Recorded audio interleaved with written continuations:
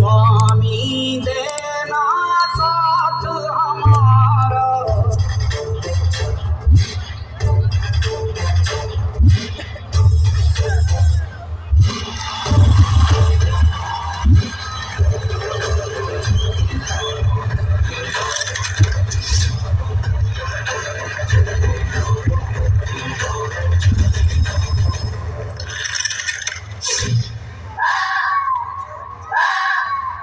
गुरुवर ये देखिए।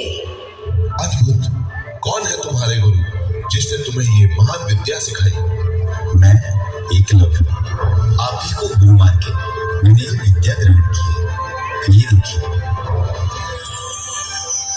आपकी ये मूर्ति ही मेरी विद्या का प्रेरणा स्थान है।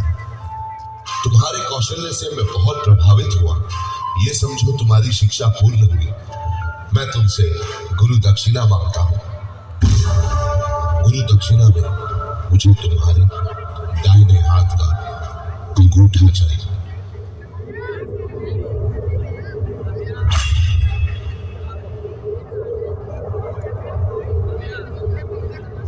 तुम्हारा ये बलिदान इतिहास कभी नहीं भुला पाएगा।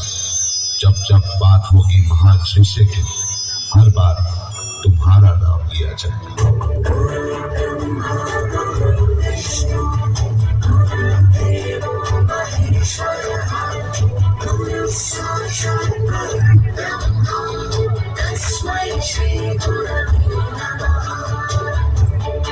यहीं से शुरुआत हुई पढ़ना और लिखना। मिट्टी में लिखना, भोज पत्ते में लिखना, और पत्ते में लिखना, और